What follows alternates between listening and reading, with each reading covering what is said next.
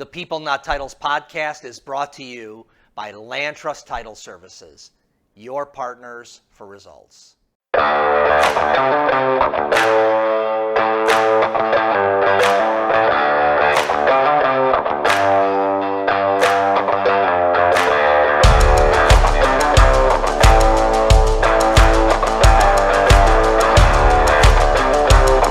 Yep, great. So the steps to becoming an expert networker. I want to just welcome everyone. I just introduced myself. I'm Steve Kempf, the Senior Vice President with Land Trust. And we have our panel participants, which is Alan Stern. He's the President of Persona Marketing. Denise Hellstrom, she's our account exec, as well as Anya Pullet. And then Matt, the Director of our marketing effort here at Land Trust. But one of the things that why we thought that this topic would be relevant is that salespeople and non-salespeople spend a ton of time at events. And we thought if we could create a primer that would help you to be more targeted so that you could make these events really worthwhile. So number one, you can be excited about going, and number two, you can come away with relationships that could be meaningful for you both personally and as well as business. We thought that it would be a great thing to put together. Also, I think at post-COVID, a lot of people maybe might have thought that networking or people meeting in public together is dead, and nothing could be further from the truth. And I don't know, Alan, if you have anything to add to that. Well, you're spot on. Nothing truly could be farther from the truth, because post-COVID, what people really wanted to do is have a connection with somebody that they wanted to not only do business with, but give business to. I'm a big believer that when the whole world zigs, huge opportunity to zag, and the more automated and the more AI becomes mainstream, the more people want to actually meet somebody in person at events. So I think it could be farther from the truth. I think networking is only going to get bigger. 100%. And meeting people, so what most people don't realize is, well, first off, let's just talk about how, when we talk about networking, there are people that are in various buckets of how they feel about it. Some people think, oh no, not another one of these events, right? They get that feeling of dread, like I have to go as opposed to I get to go. Some other people have this way of managing the event where they're like, I'll check in, I'll show my face and duck out after an acceptable period of time.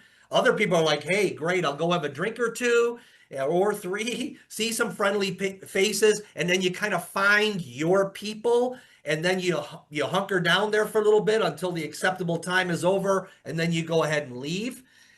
Some people just think, hey, this is great, I love a party, right? But here is what we want to get to be the right answer for us today, is that I'm here to mine a treasure trove of new relationships, and there are people here who I can truly bring value to. So at every single event, there are people there that need your service, need a relationship with a professional like you if you're attending the right events. And if the mindset is, I am going to be skilled enough to be able to get and to be able to give what I'm supposed to get and what I'm supposed to give here, we think that you'd have a much better time being a networker. So I don't know if anyone, Denise, if you have anything to add to that. Sure. It's always a good idea to find all the different networking sessions available to you. And I always suggest go to two events and see if you're finding the right people there that you want to network with. And if you do, then that's great. You want to spend the time and go to the right networking groups. You don't want to, there are people out there that go to networking groups all day, and I don't know how they get any work done because they're going from networking group to networking group to networking group. And I don't think that's the purpose of networking.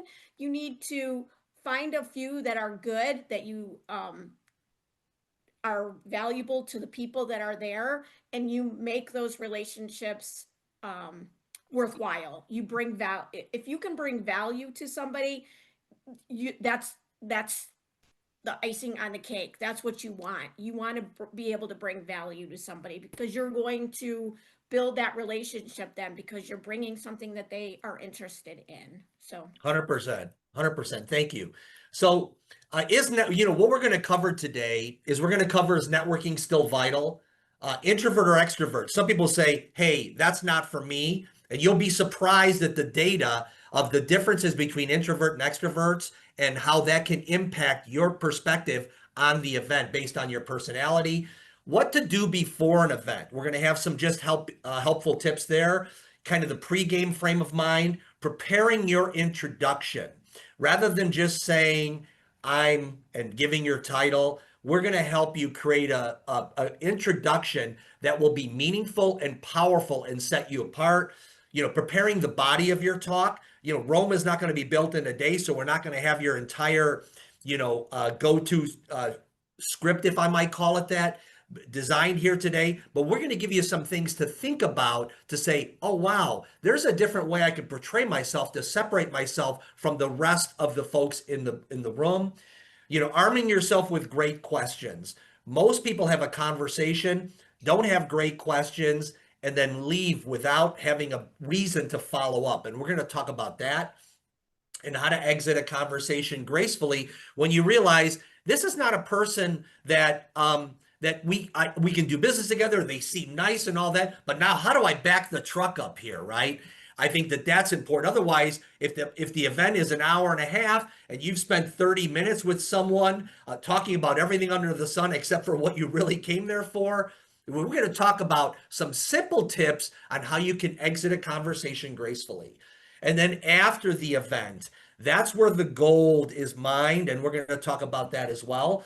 But most people don't realize that 70% of employees receive their current company position through networking. And so meeting people, who do you know, all those kind of things. And so a networking event is not just an opportunity for you to talk about your business and all that. It may be an opportunity for some of you for your next big career move. Okay. So that's one aspect to think about. 68% of people prefer networking in person than virtual. Remember during COVID where we had the virtual happy hours? I think if there are like the top 10, even though people were trying, we did them ourselves, like the top 10 lamest things, it was meeting with everyone with their drink and a party hat saying, here we are, we're networking, right? We did our best that we could, but people want to meet in person. They prefer it. They want to meet you in person if it's possible, okay? 95% of professionals agree that face-to-face connections are key to long-term business relationships and success. It is very difficult for you to get the energy of another person anywhere else but person to person. So if you're that person that says, I'm going to get out there and meet people, your energy, and we're going to talk about that, how do you prepare for the event? It could be the difference between them doing business with you or someone out of state or whatever it might be. And then finally, 40% of prospects become new customers after a face-to-face event compared to 16% without, and you're 24% more likely to gain a customer if they meet you. So we are advocates of networking. And Alan, I know you're a guy that I want to just hear about your networking journey from, attending the event to being the event. Why don't you talk about that a little bit?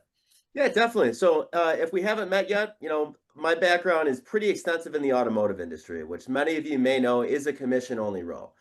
So when that is how things are, you have two options. Option A, you can sit there and wait for a stranger to walk into the dealership and you're in the convincing business with somebody who doesn't know you, like you, or trust you.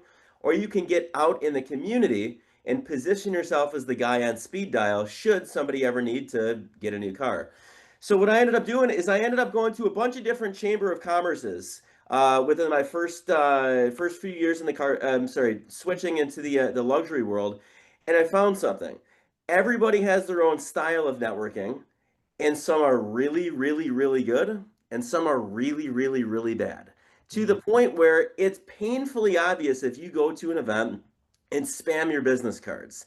If you're that person that's interrupting somebody and just saying, hey, you know what? Here's my card, here's my card, here's my card. It comes off very transactional. The reason why everybody goes to these events is pretty simple: to expand your network and to grow relationships. So what I've found is there's a couple different ways you can go about doing this. You can go to an event and meet a handful of people, 5, 10, 15 if you're doing really, really good, or you can find other creative ways to get in front of a bigger audience, and that is be the event. In my case, that was hosting the event at the dealership, which also migrated into speaking engagements on how to market yourself without spending any money. But as Steve was saying, the magic happens after the event. So you should always meet, when you meet with somebody in person, add them on Facebook, Instagram, and LinkedIn. It may seem a little bit weird at first. If you're touchy about Facebook and Instagram, I get it. Those are personal platforms, but at the very least, just do LinkedIn. And the reason why is because we recognize faces better than we recognize names. If you're pretty active and you post your stuff pretty consistently, and people who you just met one time see you, now you become a familiar face. And when you see that person at another event, 2 weeks, 3 weeks, 1 month, 3 months down the road, it opens up the door for more of a warm conversation versus just another surface level interaction. I love it. Well, thank you for that. So does anyone identify here as an introvert? If you do, you maybe raise your hand, and if you're in the I'm happy to start here, Steve. So I am on a piece of paper. You all may think I'm an extrovert, but I am an introvert. Okay. So I am the uncomfortable one that would walk into a networking event, and maybe at one point in my life and career would be the one to look for a familiar face, sort of hang out with that person or those people, and not do anything. Where you need to get out of that comfort zone and sort of realize what your limitations are and how to overcome those. So yeah, I would consider myself an introvert. Okay, great. And we have some hands raised in the group. I love that. Well, you know what? I want to tell you a brief story about my first experience with networking, and I didn't even realize it was networking. So when I was 20 years old, I joined a company that sold water purification systems in the home, okay? And a guy recruited me, and he was recruiting me so he could have access to my market, right? Which, what kind of market does a 20-year-old have? My grandpa, my mom, my dad, whatever it is, right? So he wants to have some meetings, and he said, Steve, I want you to set up 8 meetings this week in the home. Well, I was dialing for dollars on Sunday night trying to set up meetings, and guess what? Monday night came, and I didn't have any meetings. So I called up my manager, and his name was Leo, and I said, Leo, I'm sorry to say we have no meetings tonight, so have a good evening. He said, no. If we don't have any meetings, meet me at the mall. And I thought, wow, that's weird. Good. I guess we're going to go shopping to celebrate that fact that I didn't have any meetings. So when we got to the mall, Hawthorne Mall in Vernon Hills, I said, what are we going to do? He said, we're going to start meeting people here. I was like, here? He said, yes. And so that night, I was stopping people in the mall. This is cringe. My wife would crawl under the table. She would have ran for the hills because she's an introvert. But I am a little bit extroverted, so it pushed me beyond my boundary. But at one point, I was able to go into the mall. I was able to ask people for directions, toggle to a conversation about the purity of water, and wind up in their home selling water purifiers. Okay? So I know the introverts would be like, heck no, that wouldn't be me, okay? And most people would look at networking and say, Steve, you were built for it. Well, I was shocked to find out that if you are an extrovert, you are worse at networking than introverts. And let me tell you why, okay? It is a skill, not a talent, okay?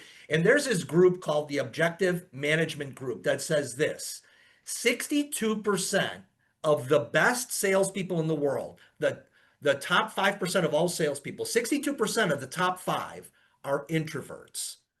And 84% of the worst salespeople in the world, when they would say, oh, this guy can sell ice to Eskimos. Well, I got news for you. Eskimos don't need ice, okay? They don't want ice, and they don't want someone trying to sell them ice, okay? And so most people think that extroverts are really good at sales. Extroverts, in my view, and according to the data, have far more to overcome in networking successfully than introverts do. Okay. Can anyone tell me why they think that is? Matt, why do you think that is? Well, I think one of the qualities of an introverted personality is you listen more than you speak. And so 100%. that quality will definitely translate into a more attentive salesperson, a more understanding salesperson who's going to listen first and then speak secondarily. 100%. And the big question is, great, what do I say? What am I listening to? How do I get them to talk, right? That's the big question for most people. So let's just talk about the extroverts first off. And this is a great, I didn't want to put a picture of myself with my mouth open, but this is me, okay, right here. Blah, blah, blah, blah, blah, blah, blah, blah, blah, okay? And here's a scoop on extroverts. They excel at approach and the conversation. They walk into a room and they feel great. They have no problem saying, I'm going to introduce myself, all that kind of thing. They're at ease. They quickly establish rapport and trust. But here's the watch list. They need to be mindful of engaging targeted conversations. An extrovert can come from a networking event and go, that was fantastic. I met great people and all that kind of thing. What came of it? Nothing. Okay, but I feel great. I'm energized. I feel like I had a great night. Okay, that's not what we're talking about in terms of being an expert networker. Okay, we need to be purposeful in our dialogue and our discussion and ask insightful questions and work on exceptional listening versus talking too much.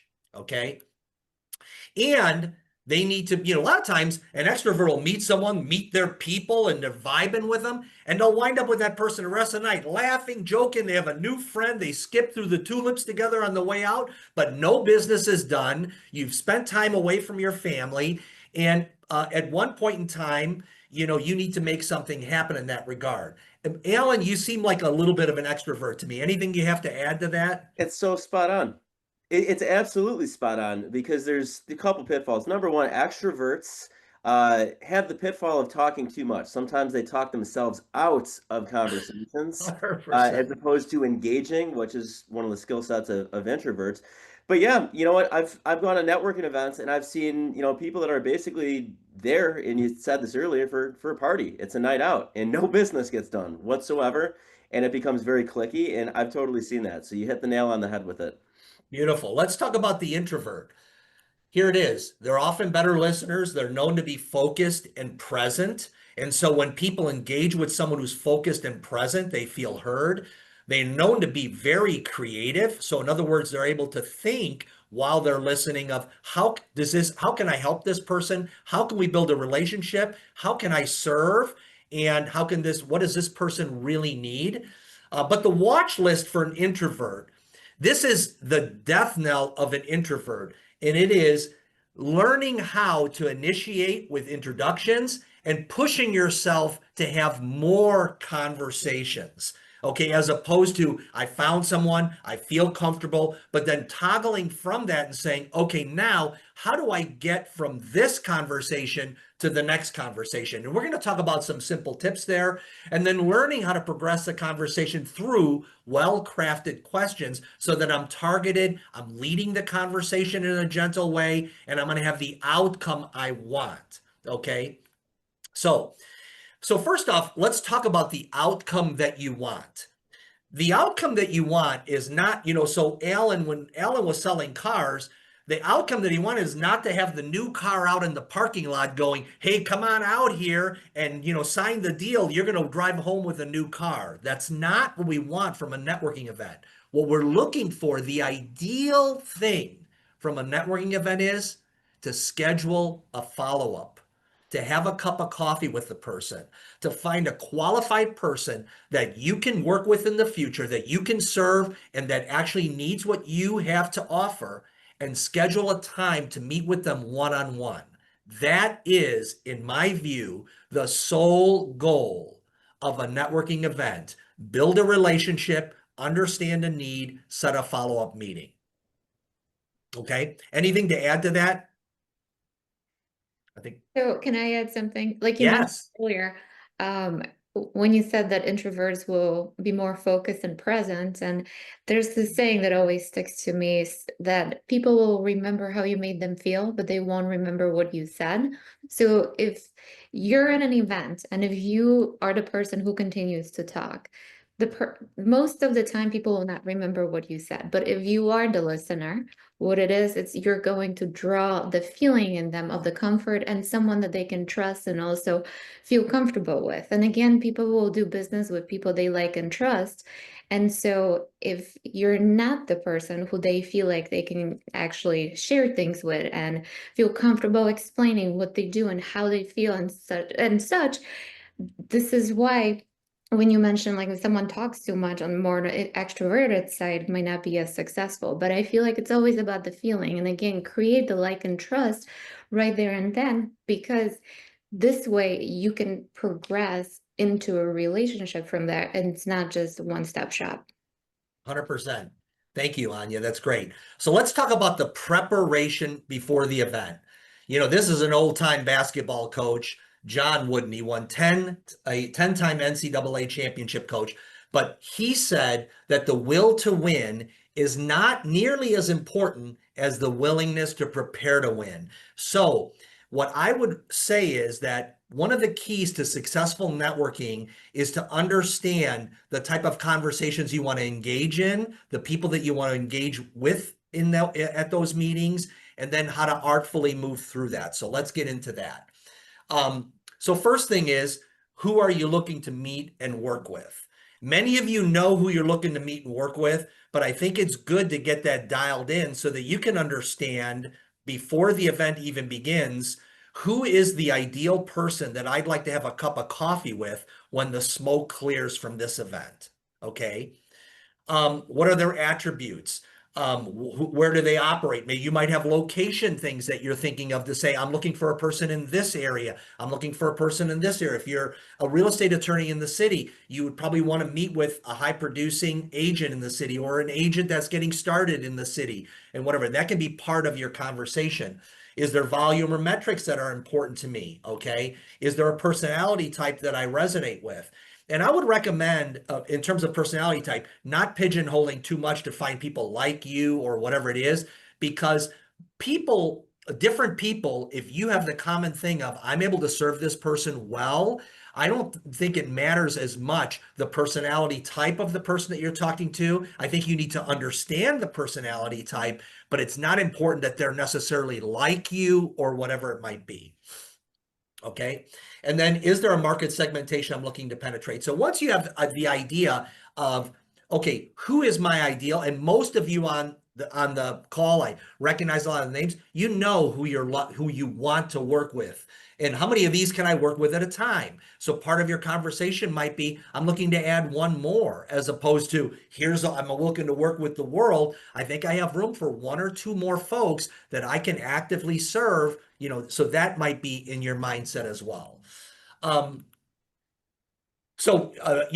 I think, did a great job. A lot of times, and by the way, I just attended an event that had a lot of different people in my business there. And a lot of times, the people who are doing the event, they have a list of the attendees that are coming to the event. Most people never take the simple step of finding out who's going to be there. And now imagine this, you have a list so that's the first things first is get a list. I wonder if I would even attend an event if I don't understand the people that are going to be there.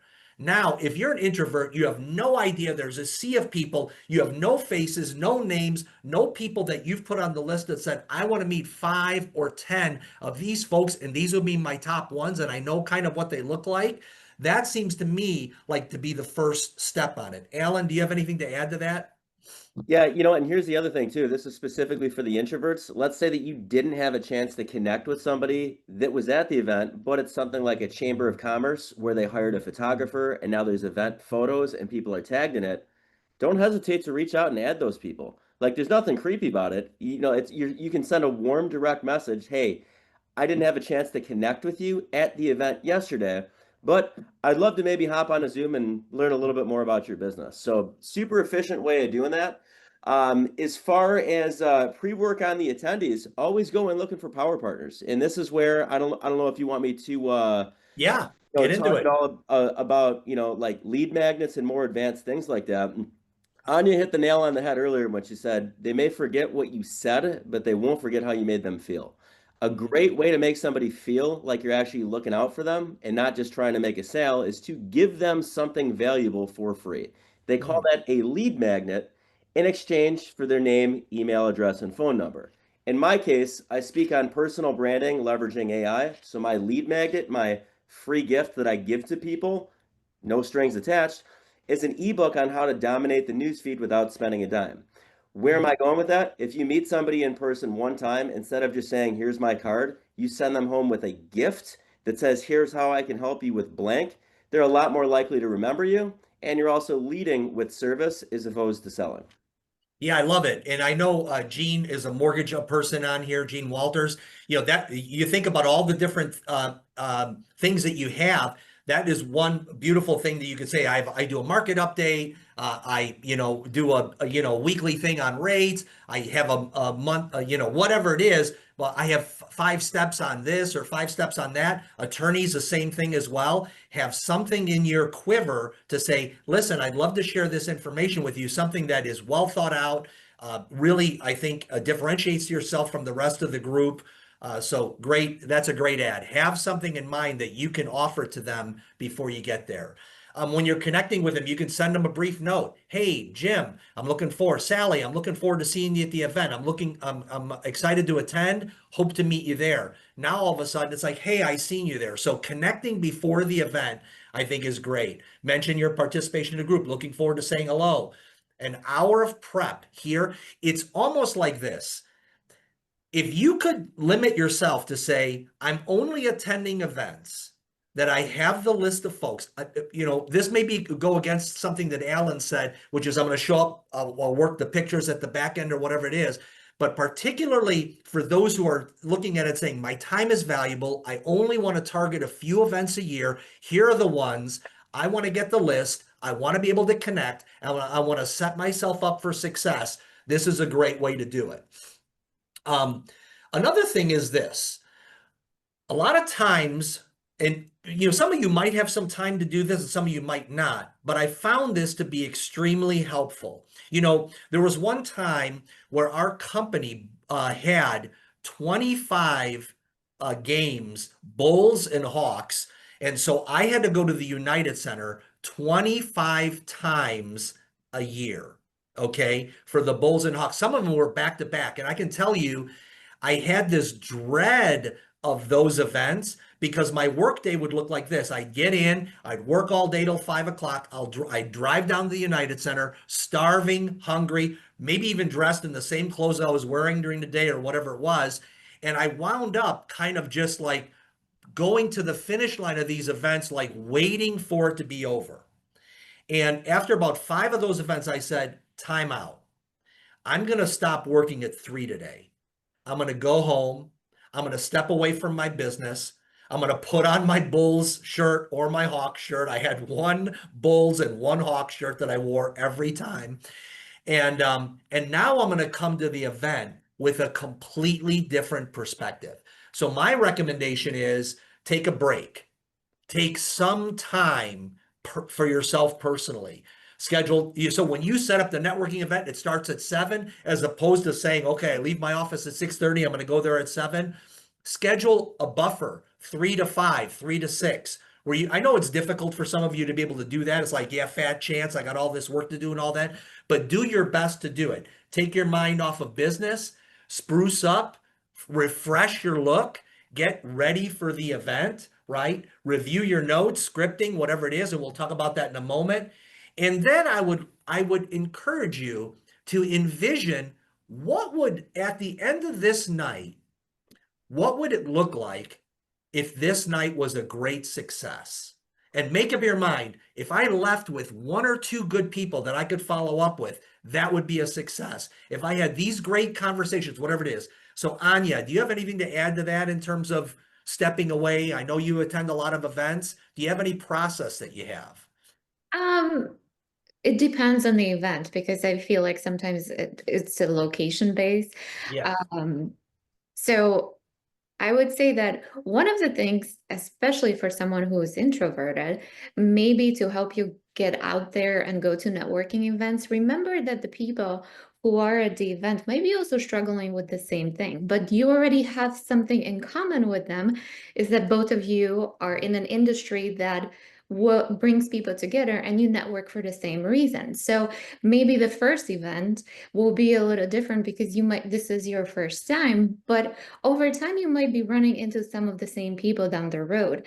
And so a lot of times if you connect with someone who goes to similar events, it might also be a good idea to find yourself a partner, because kind of like Alan started mentioning earlier, power partner in the process, is that if you go with someone who knows you, who over time actually understands your industry and what you do, it is also help of a confidence boost that if you're going there with someone, one, you can help them because you can advocate for somebody what somebody else is doing for, but also they can advocate for you, so you don't have to talk about, some people are not as comfortable saying how great they might be in what they do, but if having someone who knows you is there with you, it can also help forge those relationships. So I would also say, when you're preparing, see if there's someone that you may know who's going there. So going back to the point of knowing the list of the attendees will also may help break some ice going into it.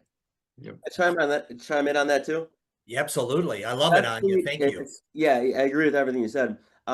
Especially if you're an introvert, or if you're an extroverted introvert like me that still needs to recharge your batteries before you hit an event, do whatever you can to get you into the right state of mind. Because if you show up to the event and you're in a bad mood, you're not going to be warm. It like literally defeats the purpose of going to the networking event anyway. 100%. As somebody who hits a ton of events, I need to recharge my batteries. Ironically, Hey, thanks for listening to the People Not Titles podcast.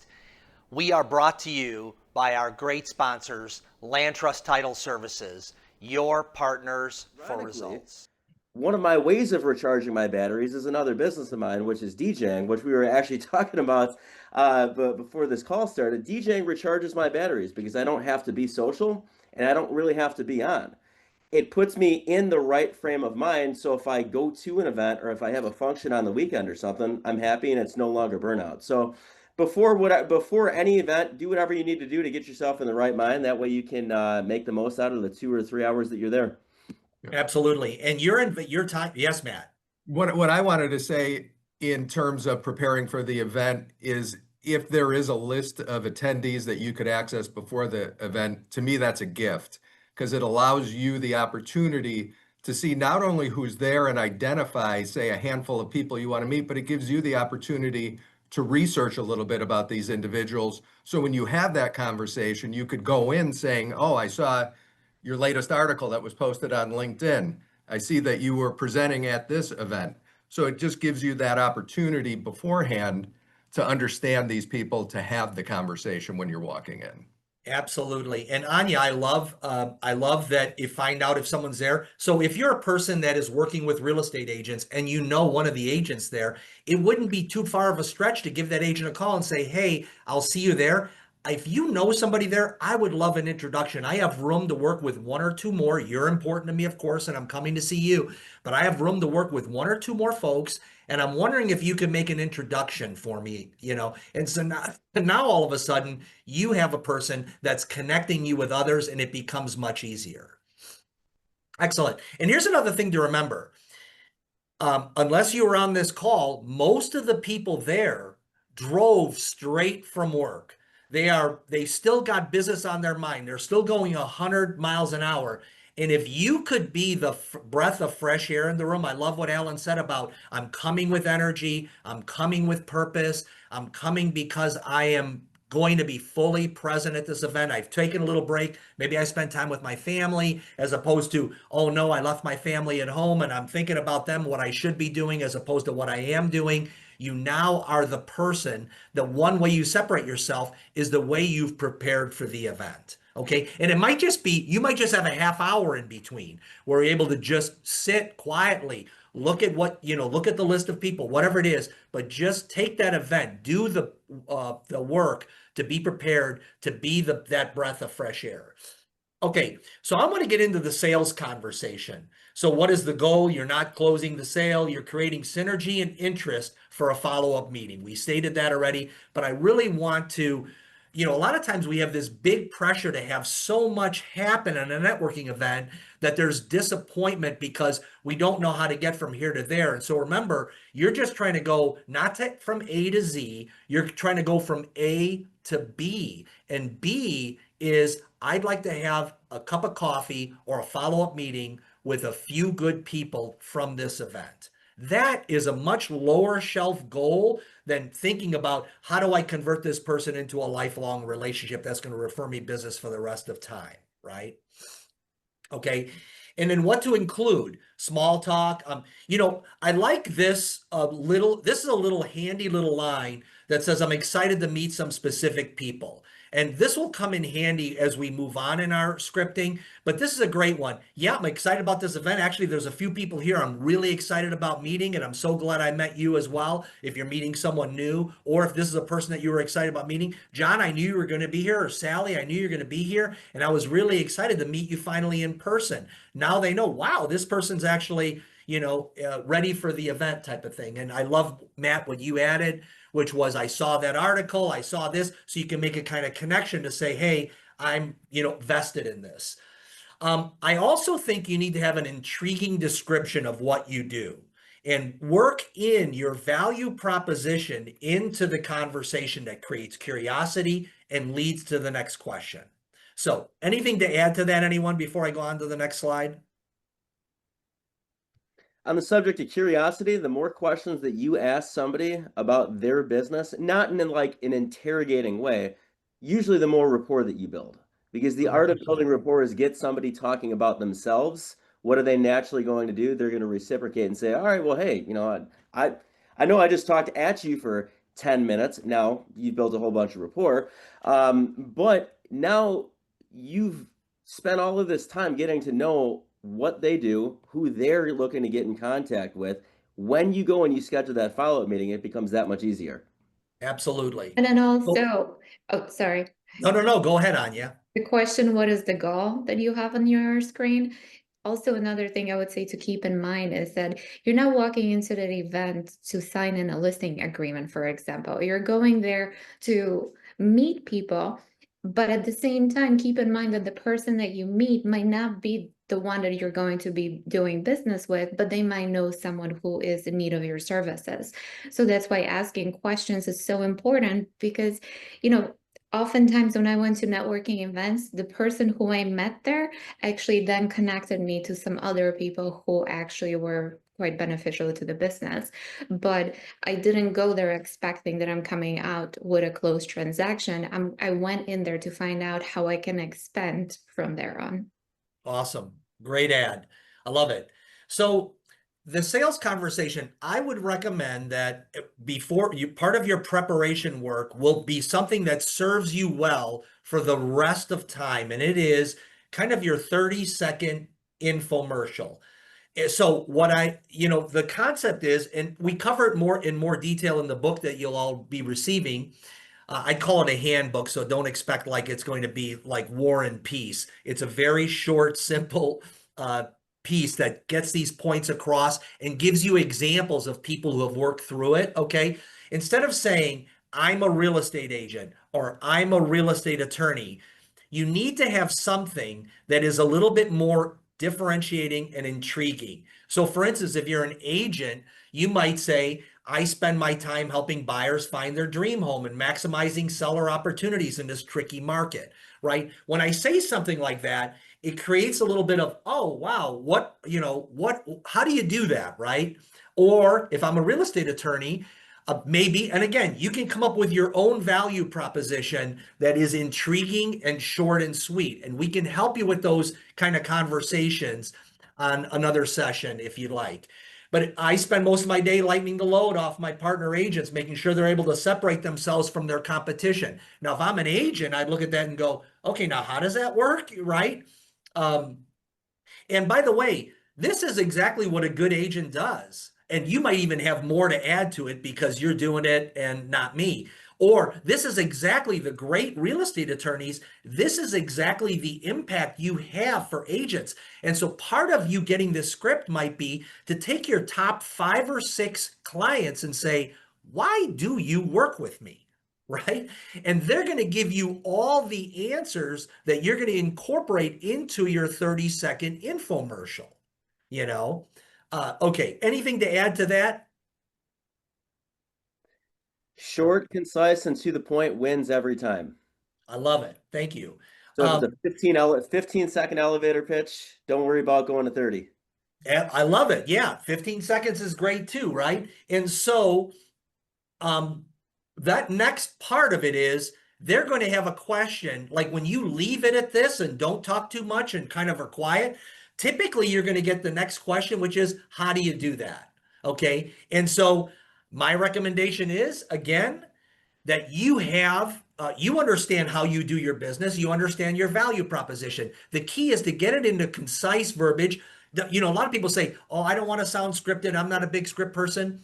You know, the greatest actors or the greatest performers know their script well and eventually are able to become the script. So this is not about you being, you know, like a robot. I do this, I do that, right? This is about you understanding your value proposition so well that you're able to communicate it concisely, personally, and with effectiveness. And eventually it's going to be a natural part of your conversation. Okay. We leverage exclusive, you know, this is one thing an agent can say. We leverage exclusive market relationships as well as take advantage of some pretty unique technology to keep us ahead of the rest. It really has made a difference. Or an attorney, we have a unique process, blah, you know, you see the verbiage there, and we'll send this out to you. But the point is that you have the follow-up to how do you do that? But then after the follow-up, Alan said it beautifully, is how do I now get them talking? So I have my 15 seconds or so of dialogue. Your pivot question is the doorway to your follow-up. How are you approaching the current market? That's one pivot question. Is there something that you do that separates you from your competition? And now you're hearing them talk, right? Yeah. Is there a trend you're seeing that surprises you this year? So have a few questions that will get them talking as opposed to what do you do?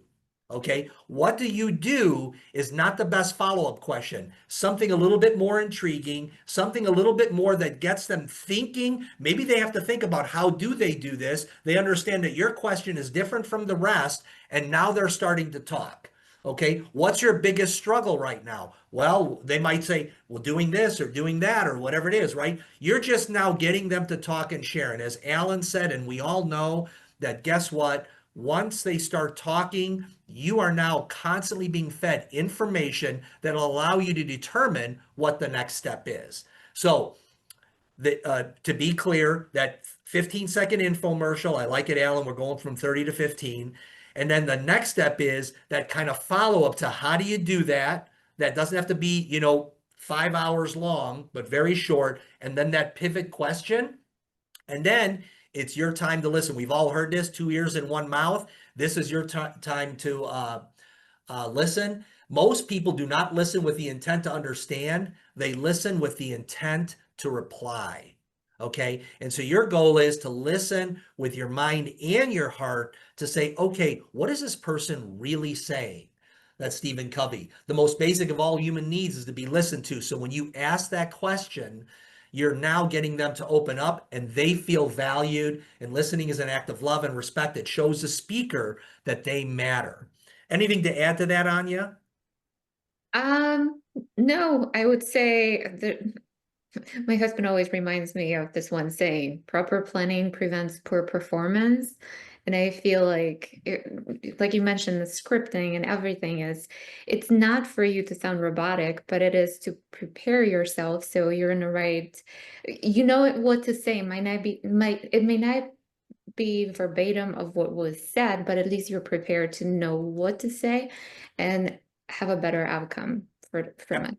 Absolutely. And a lot of times people think that if I find out about them, if they have family, if they have kids, if they have this, I think that's important, but I still think it doesn't get to the heart of the matter of how can you help them with what they want to do. They're not there for a family event. They're not there for a social event. They're there for a business event. And so I think it's great to find common ground, but common ground is not enough for you to follow up with them. Hey, I'm a dad, you're a dad, let's meet for coffee. Okay, maybe, but are we going to talk about this or are we going to talk about business, right? So you want to, I believe in, being holistic in that mindset, but being targeted about the business conversation is vitally important for you to weed out and not waste time waste their time and your time meeting people for coffee that aren't going to be a fit for you. Okay. So what am I listening for? I believe you're listening for one of two things, which is cues to do one thing or another, follow up or move on.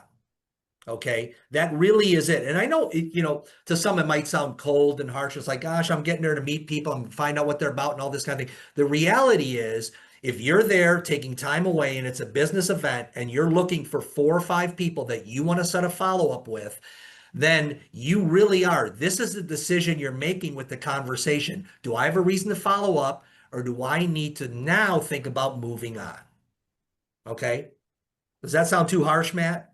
No, that actually sounds spot on because, as you're saying, you have a limited time frame when you're at a networking event. And if you've done your pre-planning, you've identified the people you want to speak with, those are the people you want to focus on. And not to dissuade you from meeting new people or people that you didn't know were going to be there, but you need to make that decision and understand when that point comes in a conversation that yes, this is a person I would like to continue this conversation and potentially do business with, or B, I'm never going to do business with this individual. I need to move on. And I know you're going to talk about the graceful exit shortly.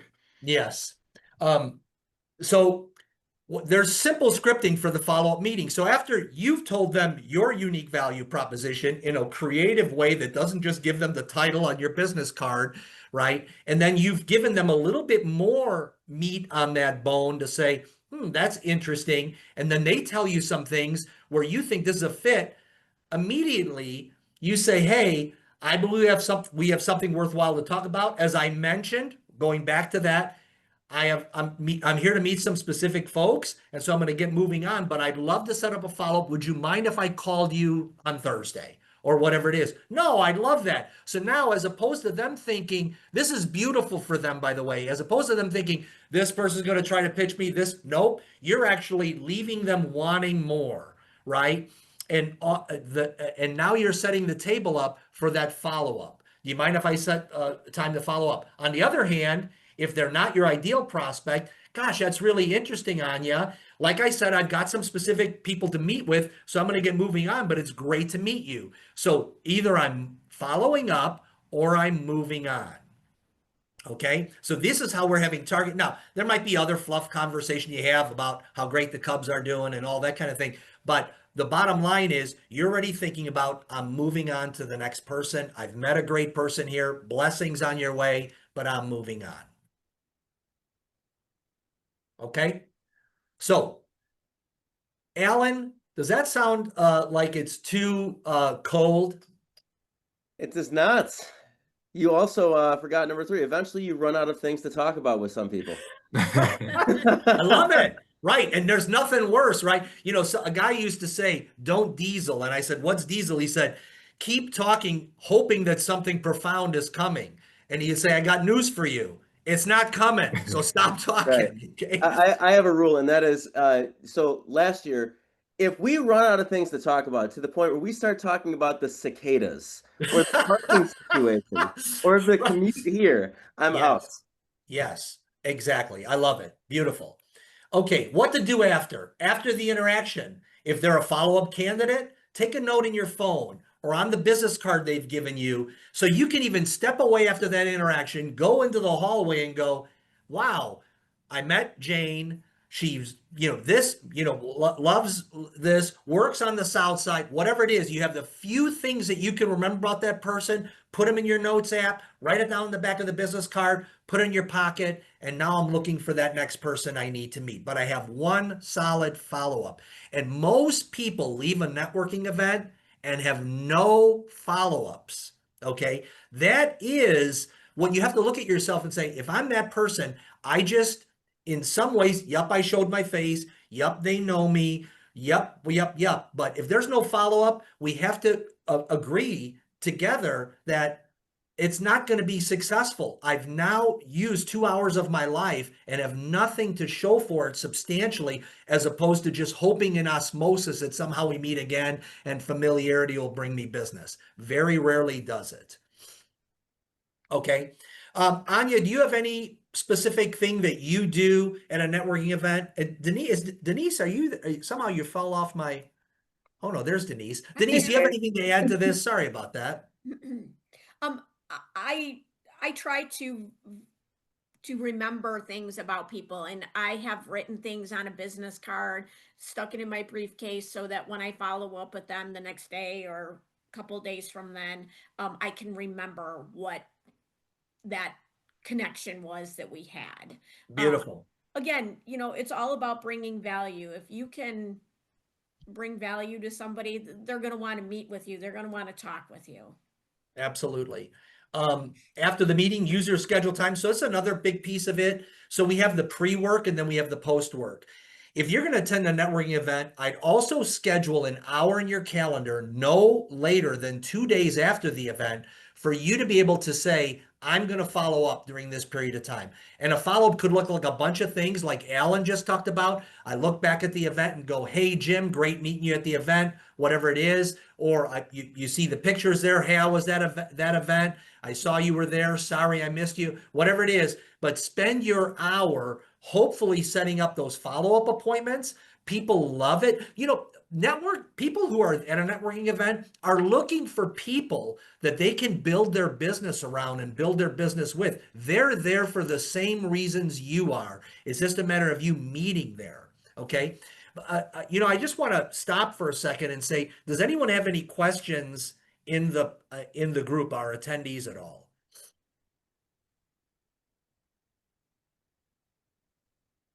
Okay. We don't. We're answering everyone's questions. I love it. We're so thorough. Okay. And then here are the, so here's some suggested next steps as we get on the top of the hour here. Is I believe that you'll benefit by reading the book. You'll see the difference. Introverts, extroverts, various people in our industry that have given testimonials about their preparation before the event and all that. And Matt will get that to them as well. You don't have to worry about the link there. We'll send you the thing. And then I think the hard work for you is going to be, we have a networking scripting planner. The hard work for you is going to be to sit down with that scripting planner and really try to dial in on your value proposition and your conversation. If you skip the next networking event and instead spend 2 hours doing this, it will be better than going to the networking event. Okay. Understanding what is my scripting, what is my value proposition, what are my pivot questions, and how do I move on to getting that artful follow-up. And then we also, along with the scripting planner, we have an event planner that allows you to go through the event, just list the names of the people, kind of write down the various attributes of the people that you want to meet and be able to follow up with them from that. Okay, we've reached the end of our, Alan, is there anything you want to add to this in terms of buttoning this up at all? Nailing your elevator pitch will be one of the most important things that you ever do. It is worth, forget 2 hours, it's worth 10, 15, 30 hours, whatever you need to do to really nail that down. There's power and clarity because you can communicate that in all of your messaging, whether that's in social media, speaking engagements, in-person networking events. And it's also what makes people start leaning in. Yeah, and 100%. curiosity drives people to take actions. So I love it.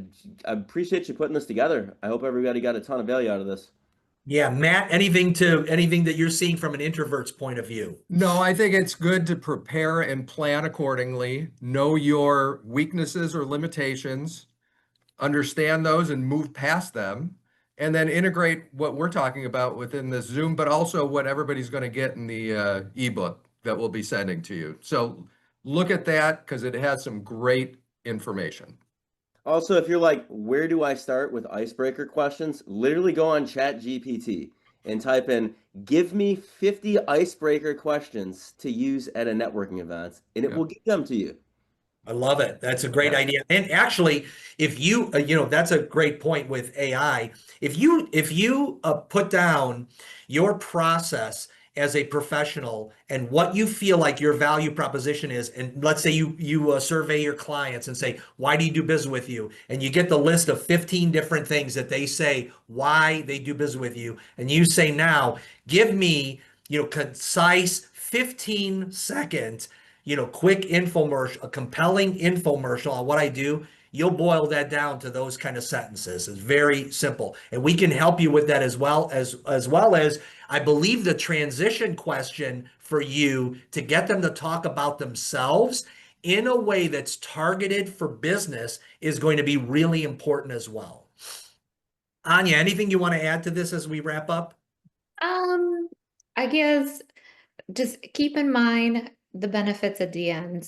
If you don't go to that event, well, you are where you are. And like they say, a no, if you don't ask, it's always a no. But if you go to the event, meet some people, you might actually find a lot of benefit. You might meet long-term friends for the future.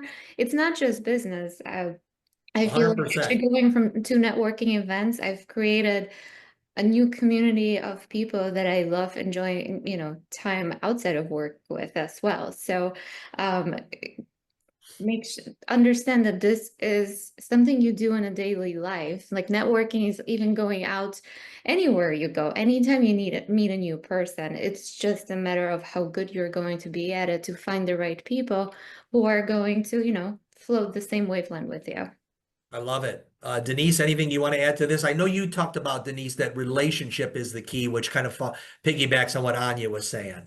Yeah, you're developing you're developing a relationship. It may be for business, it may be for personal, it may be both. A lot of my friends are in the real estate industry, and I have a set of friends that came from college or came from high school or whatever. It's nurturing those relationships, and you nurture those personal relationships also. You never know when they could turn into a business situation. So it's just about making those relationships solid. Yeah, absolutely. And so, Alan, why don't you talk about how people can connect with you and some of the other things that you have really quick? We got 3 minutes left. Why don't you just talk a little bit about your business and how you can add value to the folks on the call as Are well, you separate from the asking me to do networking? my 15-second elevator pitch? Yeah, let's do it. Yeah. I help salespeople build their personal brands and become a market of one using AI. What does that do right there? That triggers curiosity. Wow, AI, personal branding.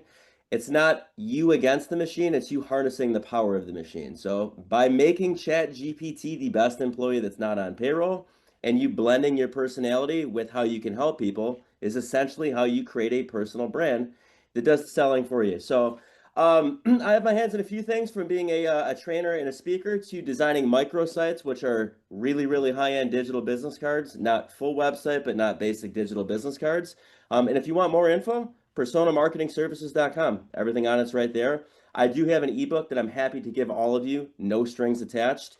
The idea, again, of lead magnets: before somebody will pay you with their money, they will pay you with their time. They invest their time into consuming your content so that they can decide if you are the right fit to hire. What's interesting though about networking events, and this is just, to freestyle here and kind of share some of my experiences, Yes. how you really create a team that does most of the promoting for you without having to spend any money outside of the event. Number one is network deep versus wide. Pick one group, frequent these events, focusing on really deepening the relationships with 2 to 3 people at each event. Let's say that there's once a month that goes by and there's an event. You've repeated that process. Now you have, let's just say, over the course of a few months, you have 15 people that you're really tight with at that group. Let's just call it that. Out of those 15 people that you've deepened the relationship with, if you've done, a good job communicating who you can best serve, what situations to look out for that might be key prospects for you, you have people that'll start bringing introductions up to you, saying, hey, Denise meet Alan, Alan meet Denise. I know you haven't connected yet, but you definitely should. You repeat that process at multiple groups. Yes, you've invested quite a bit of time, but now you can only be in one place at once. You have a team that is going out and promoting you, edifying you, that is conveying that know, like, and trust, and now lining up coffee meetings for you. So definitely take that approach. That's how I was able to navigate one of the most least trusted industries, selling cars for about a decade and a half, and winded down my career self-generating all of my own business, working by repeat and referral and appointment only. So it's definitely possible. Just position yourself as the person on speed dial to be the trusted resource. I love it. Thank you.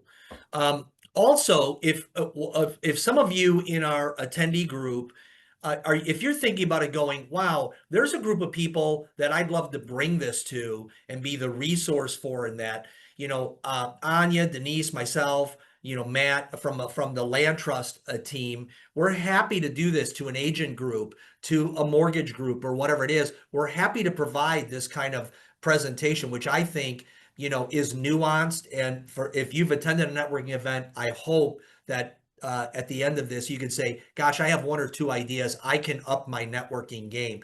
Even as I talk about it, I think about how I can do it and, up my networking game. So, okay, it's 12:01.